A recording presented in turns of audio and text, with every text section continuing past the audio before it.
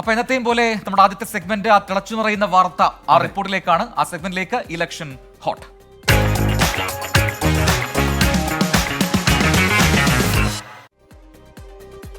പ്രധാനമന്ത്രിയുടെ ഒരു പ്രസംഗം അത് വിവാദമായതാണ്. ഇന്ന് അദ്ദേഹം നിലപാട് ആവർത്തിക്കുന്നത് നമ്മൾ കണ്ടു. പ്രതിപക്ഷ കക്ഷികൾ അപായ സൈറൻ മുഴക്കിയിട്ടും വിവാദ പ്രസ്താവന ആവർത്തിക്കുകയാണ് പ്രധാനമന്ത്രി നരേന്ദ്രമോദി.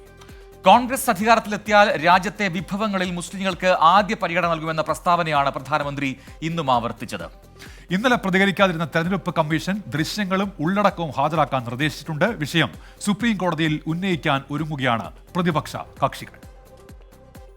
21-ന് രാജസ്ഥാനിലാണ് പ്രധാനമന്ത്രി നരേന്ദ്രമോദി ആദ്യ വിവാദ പ്രസ്താവന നടത്തിയത്. പ്രതിപക്ഷത്തിന്റെ കടുത്ത പ്രതിഷേധം തുടരുന്നതിനിടെ ഇന്ന് വീണ്ടും രാജസ്ഥാനിൽ അതേ പ്രസ്താവന. मैंने सत्य रखा देश के सामने। कांग्रेस आपकी संपत्ति छीनकर उनके खास लोगों को बांटने की गहरी साजिश रचकर बैठी है और पूरी कांग्रेस और इंडी गठबंधन में ऐसी भगदड़ मची है കഴിഞ്ഞ ദിവസം താൻ കുറച്ച് സത്യങ്ങൾ വിളിച്ചു പറഞ്ഞു. അതിൽ ഉറച്ചു നിൽക്കുകയാണ് ഇപ്പോഴും. തന്റെ മിനിറ്റുകൾ മാത്രം നീണ്ട പ്രസംഗം ഇന്ത്യ മുന്നണിയെ ഭയപ്പെടുത്തി. നിങ്ങളുടെ സമ്പത്ത് കോൺഗ്രസ് കൊള്ളയടിക്കും, എന്നിട്ടത് ഒരു പ്രത്യേക വിഭാഗത്തിന് നൽകും.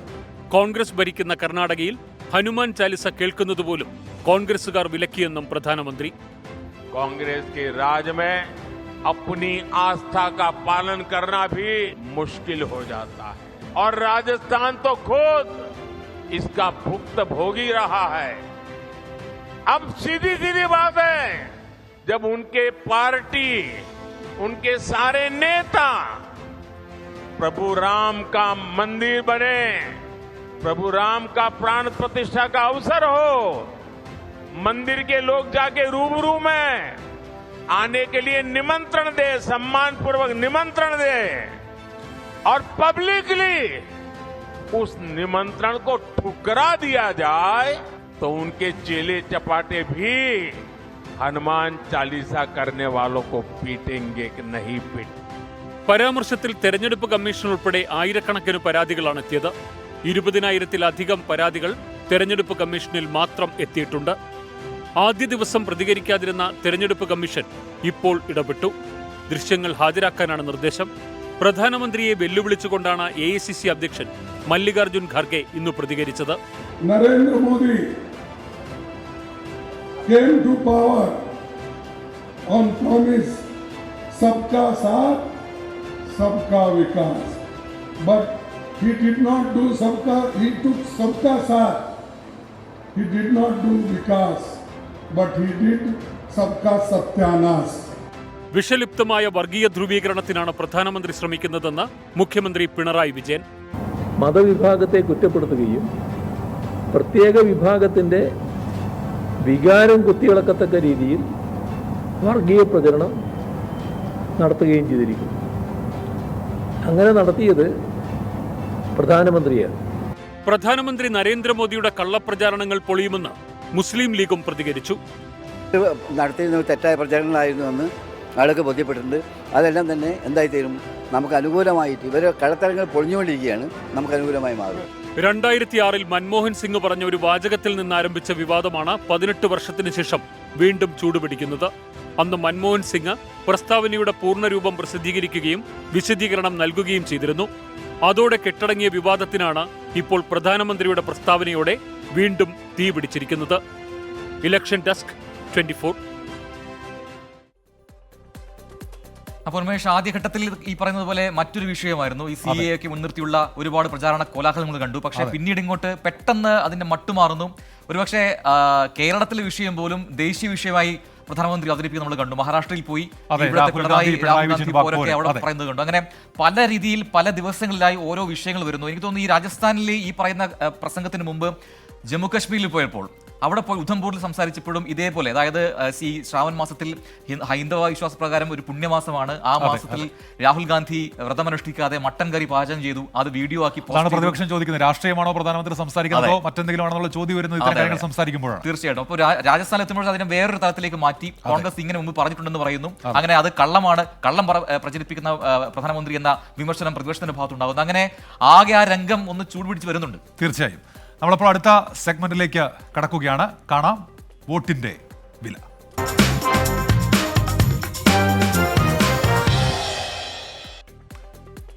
എന്തായാലും കേരളത്തിൽ ഏറ്റവും ഒടുവിലാണ് ഈ സമുദായ സംഘടനകളും ക്രൈസ്തവ സഭകളും ഒക്കെ നിലപാട് വ്യക്തമാക്കിക്കൊണ്ടിരിക്കുന്നത്. അപ്പോൾ ഇന്ന് വളരെ പ്രധാനപ്പെട്ട ഒരു നിലപാട് നമ്മൾ കണ്ടു. ഈ തെരഞ്ഞെടുപ്പിൽ NSS വെറും സമദൂരത്തല്ല എന്നാണ് വ്യക്തമാക്കിയിരിക്കുന്നത്. General secretary G. സുകുമാരൻ നായരുടെ ഭാഷയിൽ പറഞ്ഞാൽ അത് കർശന സമദൂരത്താണ് എന്നാണ്.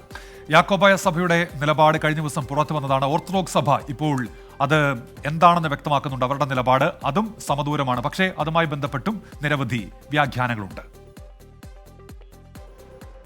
സമദൂരം, ശരിദൂരം, കർശന സമദൂരം, അങ്ങനെ രാഷ്ട്രീയത്തിലെ ദൂരക്കാഴ്ച നായർ സർവീസ് സൊസൈറ്റിക്ക് കാലങ്ങളായി ഹൃദിസ്ഥമാണ്. ചിലപ്പോൾ ദൂരം കണക്കുകൂട്ടുമ്പോൾ ചെറിയ പിഴവുകളൊക്കെ ഉണ്ടാകാം. എന്നാലും NSS സമദൂരം വിട്ടൊരു കളിക്കുമില്ല. 2021 നിയമസഭാ തെരഞ്ഞെടുപ്പ് ചങ്ങനാശ്ശേരി മണ്ഡലത്തിലെ വാഴപ്പള്ളി സെന്റ് തെരേസാസ് ഹൈസ്കൂളിൽ വോട്ട് രേഖപ്പെടുത്തിയ ശേഷം NSS general secretary G. Sukumaran Nair പറഞ്ഞത് സംസ്ഥാനത്ത് ഭരണമാറ്റം ഉണ്ടാകണമെന്നായിരുന്നു. അത് സമദൂരത്തിലെ ശരിദൂരമെന്ന് സമുദായ നേതൃത്വം നിലപാടെടുത്തു. സാമൂഹ്യനീതിയും വിശ്വാസവും ഈ മൂല്യങ്ങൾ സംരക്ഷിക്കും എന്ന് ഉറപ്പുള്ള ആളുകൾക്ക് വോട്ട് ചെയ്യണമെന്നുള്ളതാണ് ജനങ്ങളുടെ ആഗ്രഹം. കാരണം ഈ നാടിൻ്റെ അവസ്ഥ അതാണ്. അത് ജനങ്ങൾ മനസ്സിലാക്കി ഒരു നല്ല ഗവൺമെൻറ് ജനങ്ങൾക്ക് സമാധാനവും സ്വൈര്യവും തരുന്നൊരു ഗവൺമെൻറ് ഉണ്ടാകും എന്ന് പ്രതീക്ഷിക്കുന്നു. അതിനു മുമ്പ് വട്ടിയൂർക്കാവ് ഉപതെരഞ്ഞെടുപ്പിലും UDFന് NSS സഹായമുണ്ടായി. ലോക്സഭാ തെരഞ്ഞെടുപ്പിൽ ശബരിമല ഉയർത്തി NSS സ്വീകരിച്ച നിലപാട് UDFന് അനുകൂലമായി ഒട്ടുമിക്ക മണ്ഡലങ്ങളിലും. പക്ഷേ പുതുപ്പള്ളി തൃക്കാക്കര ഉപതെരഞ്ഞെടുപ്പുകളിൽ സമദൂരം പാലിച്ചു. മിത്തുവിവാദത്തിൽ CPMനെ കുറ്റപ്പെടുത്തി പരസ്യ നിലപാടെടുത്ത NSS ശബരിമല പ്രക്ഷോഭം ഓർമ്മിപ്പിക്കാനും മറന്നില്ല. ഇത്തവണ കർശന സമദൂരമെന്നാണ് NSS നേതൃത്വം പറയുന്നത്. നാടിന്റെ നന്മ കണക്കിലെടുത്ത് സമുദായ അംഗങ്ങൾക്ക് വോട്ട് ചെയ്യാം. NSSന്റെ ദൂരക്കാഴ്ചകൾ UDFന് അനുകൂലമെന്ന് നേരത്തെ പലകുറി പറഞ്ഞ CPIM ഇപ്പോൾ ആ വാദം ഉന്നയിക്കുന്നില്ല. അവരെല്ലാ കാലത്തും സമദൂര നിലപാട് തന്നെയാണല്ലോ സ്വീകരിക്കുന്നത്. ആ സമദൂര നിലപാട് തന്നെയാണ് ഇപ്പോഴും സ്വീകരിക്കുന്നത്. നല്ല ആരോഗ്യകരമായ സമീപനത്തിൽ തന്നെയാണ് NSS നിൽക്കുന്നത് എന്നാണ് ഞാൻ കേട്ടിട്ടുള്ളത്. പെരുന്നയിൽ നിന്ന് ദേവലോകം അരമനയിൽ എത്തുമ്പോൾ കാര്യങ്ങൾ അവിടെയും സമദൂരത്തിൽ തന്നെയാണ്. പക്ഷേ ഓർത്തഡോക്സ് പരമാധ്യക്ഷന് ചില കാര്യങ്ങൾ സർക്കാരിനെ ഓർമ്മിപ്പിക്കാനുണ്ട്. അത് പള്ളികളുടെ ഭരണം ഓർത്തഡോക്സ് സഭയ്ക്കാണ് എന്ന സുപ്രീം കോടതി വിധി നടപ്പാക്കാത്തതിലുള്ള അതൃപ്തിയുടെ ആഴവും പരപ്പുമാണ്. പ്രത്യേകിച്ച് നമുക്ക് യാതൊരു പാർട്ടിയോടും പ്രത്യേക വിരോധവുമില്ല, യാതൊരു പാർട്ടിയോടും പ്രത്യേക ആഭിമുഖ്യവുമില്ല. അങ്ങനെയൊരു സമദൂര സിദ്ധാന്തമാണ് നമുക്കുള്ളത്. യാക്കോബായ സഭ പറഞ്ഞ പ്രത്യുപകാര രാഷ്ട്രീയം ഓർത്തഡോക്സ് സഭയെ എവിടേക്കടുപ്പിക്കുമെന്നത് കൗതുകമുള്ള രാഷ്ട്രീയ ചോദ്യമാണ്. അതിനുത്തരം തേടുന്ന മധ്യ കേരളത്തിലെ മണ്ഡലങ്ങളിൽ അടിയൊഴുക്ക് ആഴത്തിലാണത്രേ. സംസ്ഥാനത്താകെ ചർച്ചയാകുന്ന ഈ ദൂരരാഷ്ട്രീയത്തിന്റെ പ്രഭവ കേന്ദ്രം മധ്യ കേരളമാണ്. NSS തുടങ്ങിവെക്കുകയും മറ്റുള്ളവർ പിന്നീട് ഏറ്റെടുക്കുകയും ചെയ്ത സമദൂര സിദ്ധാന്തം ഈ തെരഞ്ഞെടുപ്പിലും മുന്നണികളുടെ ഉറക്കം കെടുത്തും. അതാണ് പല മണ്ഡലങ്ങളിലും പ്രവചനം അസാധ്യമാക്കുന്നതും. കോട്ടയത്ത് നിന്ന് S. വിജയകുമാർ, 24. ഇനി അനുജ രാജേഷും ഉണ്ട്, ഒപ്പം TK റീത്തുണ്ട്. അനുജയിലേക്ക് ആദ്യം അല്ലേ? ആറ്റിങ്ങലിലുണ്ട് അനുജ രാജേഷ്. Anuja, good evening. ആറ്റിങ്ങലിലെ അവസാന ഘട്ട പൾസ് എന്താണ്?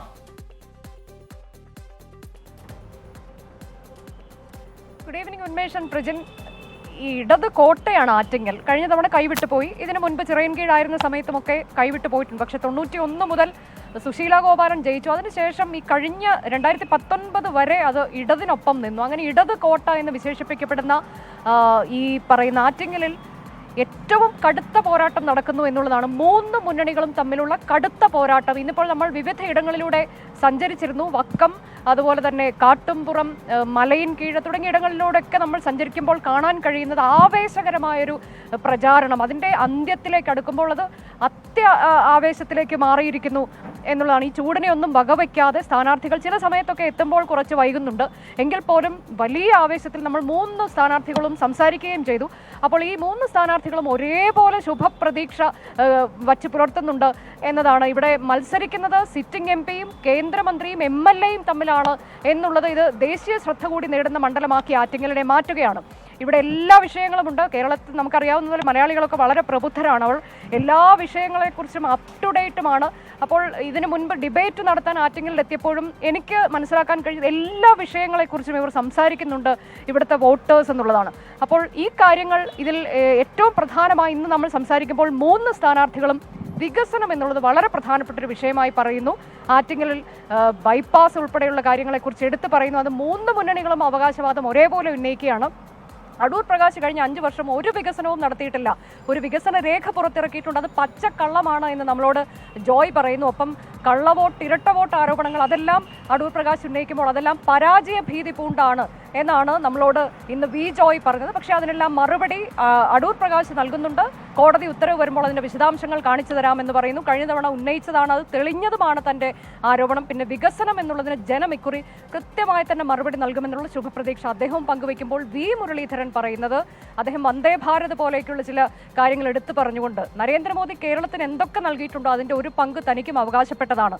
എന്താകും ആറ്റിങ്ങലിൽ താൻ തിരഞ്ഞെടുക്കപ്പെട്ടാൽ ചെയ്യാൻ പോകുന്നത് എന്നതിൻ്റെ ഒരു വികസന രേഖ ഇന്ന് അദ്ദേഹം പുറത്തിറക്കുകയുണ്ടായി. അട്ടിമറി നടക്കും, ജനം മാറ്റം ആഗ്രഹിക്കുന്നുണ്ട്, എന്തുകൊണ്ട് ആറ്റിങ്ങലിൽ വികസനം കൊണ്ടുവരാൻ കഴിഞ്ഞില്ല എന്നുള്ളതിനാണ് LDF-ഉം UDF-ഉം ഒരുപോലെ മറുപടി പറയേണ്ടതെന്ന് വി മുരളീധരൻ പറയുന്നു. ഒപ്പം ചില ഇപ്പോൾ ദേശീയ തലത്തിലൊക്കെ നടക്കുന്ന ഏറ്റവും പ്രധാനപ്പെട്ട വിഷയങ്ങളെക്കുറിച്ചും വി മുരളീധരൻ പറഞ്ഞു. പ്രധാനമന്ത്രി നടത്തിയ പരാമർശം മുസ്ലിങ്ങൾക്കെതിരായ അതൊന്നും ഒരു തരത്തിലും തെരഞ്ഞെടുപ്പിനെ ബാധിക്കില്ല എന്നാണ് പറയുന്നത്. മുസ്ലിം സമുദായത്തിൽ ഏറ്റവും കൂടുതൽ നല്ല കാര്യങ്ങൾ ചെയ്തത് മോദിയാണെന്ന് അവർക്കറിയാം.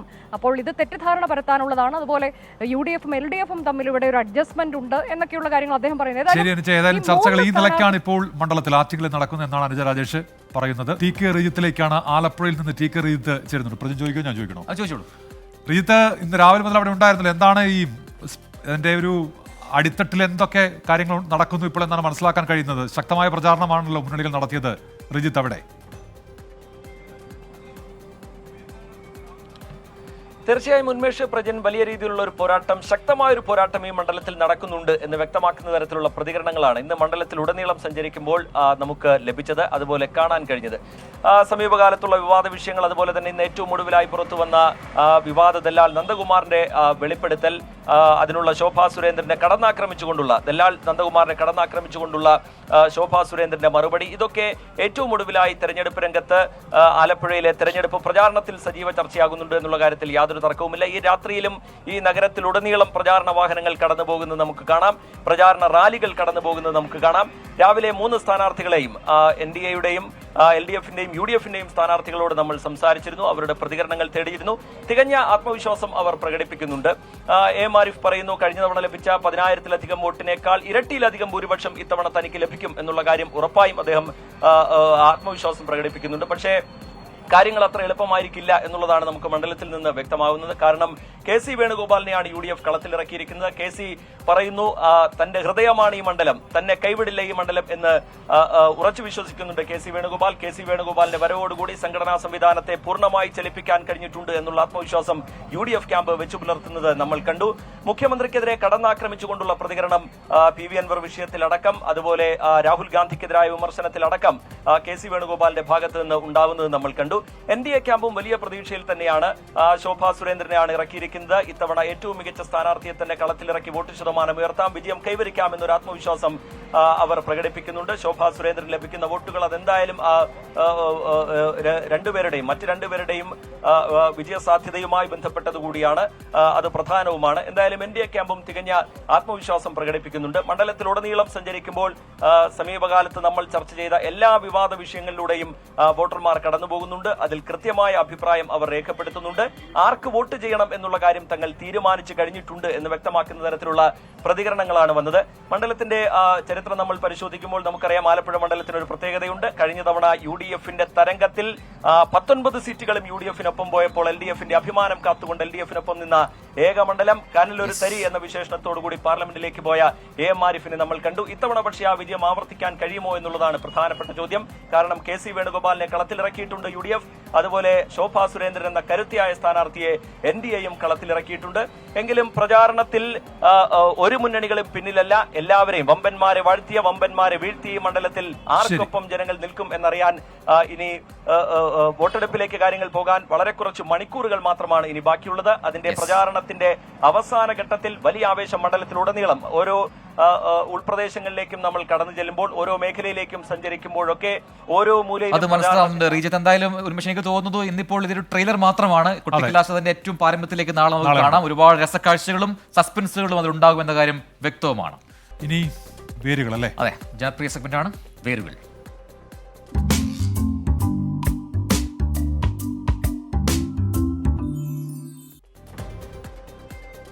പ്രേം നസീറിനെ രാഷ്ട്രീയത്തിലിറക്കിയത് ആദായ നികുതി വകുപ്പ് റെയ്ഡാണോ? റെയ്ഡ് പേടിച്ചാണ് പിതാവ് രാഷ്ട്രീയത്തിൽ ഇറങ്ങിയത് എന്ന് പിന്നീട് തുറന്നു പറഞ്ഞത് മകൻ ഷാനവാസാണ്. ആദായ നികുതി വകുപ്പും എൻഫോഴ്സ്മെന്റ് ഡയറക്ടറേറ്റും റെയ്ഡ് നടത്തുന്നത് രാഷ്ട്രീയ ശത്രുക്കളുടെ മടയിലാണ് എന്നത് ഇന്നത്തെ ആരോപണമാണ്. അന്നും അങ്ങനെ ഉണ്ടായിരുന്നു എന്ന് പരിശോധിക്കുകയാണ് ഇന്നത്തെ വേരുകൾ.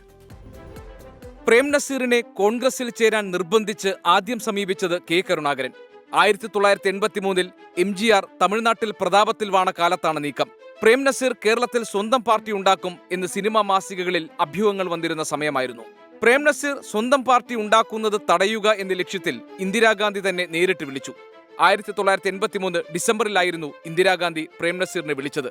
കെ കരുണാകരനെ അറിയിക്കാം എന്നായിരുന്നു മറുപടി. പ്രേം നസീറിന്റെ വീട്ടിൽ ആദായ നികുതി വകുപ്പ് പരിശോധന നടത്തിയെന്ന് പിന്നീട് സ്ഥിരീകരിച്ചത് മകൻ ഷാനവാസാണ്. പരിശോധന 1987 ജനുവരി അവസാനമായിരുന്നു. 1987 ഫെബ്രുവരി 19 ഡൽഹിയിൽ വെച്ച് പ്രേം നസീർ പ്രധാനമന്ത്രി രാജീവ് ഗാന്ധിയെ കണ്ടത്. അന്ന് തന്നെ കോൺഗ്രസിൽ ചേരുന്നതായി പ്രഖ്യാപിച്ചു. ഡൽഹിയിൽ രാജീവ് ഗാന്ധിയെ കണ്ടതിന് പിന്നാലെ മാർച്ച് 23 കേരളത്തിൽ നിയമസഭാ തെരഞ്ഞെടുപ്പ്. മാർച്ച് 10 തിരുവനന്തപുരത്ത് ശ്രീകാര്യത്ത് പ്രേം നസീറിന്റെ ആദ്യ പ്രചാരണം. കടത്തനാടൻ അമ്പാടി എന്ന സിനിമയുടെ ഷൂട്ടിംഗ് 2 ആഴ്ച നിർത്തിവെച്ച് മാർച്ച് 21 വരെ കേരളമെങ്ങും പ്രചാരണം.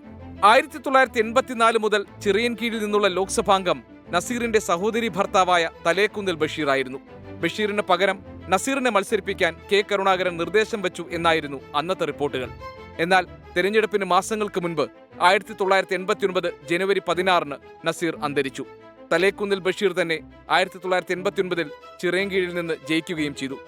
പിതാവ് മത്സരിക്കാൻ തയ്യാറായിരുന്നില്ലെന്നും റെയ്ഡ് നടത്തുമെന്ന ഭീഷണിയിൽ അർദ്ധസമ്മതം നൽകിയെന്നുമാണ് പിന്നീട് ഷാനവാസ് വെളിപ്പെടുത്തിയത്. Election desk 24. അപ്പൊ ഇന്നത്തെ സ്റ്റണ്ട് അവസാനിപ്പിക്കാൻ സമയമാവുന്നു അല്ലേ? നാളെ എങ്ങനെയാണ്? നാളെ രാവിലെ മുതൽ നമ്മൾ കുട്ടിക്കലാശം അല്ലേ? കുട്ടിക്കലാശത്തിന്റെ കാഴ്ചകളിലേക്കായിരിക്കും. രാവിലെ 6 തൊട്ട് നമ്മൾ ആ വാർത്തകളിലും വിശേഷങ്ങളിലേക്കും പ്രേക്ഷകരെ ക്ഷണിക്കുകയാണ്. അപ്പോൾ നാളെ കാണാം. തൽക്കാലം ഇന്ന് നിർത്തുന്നു.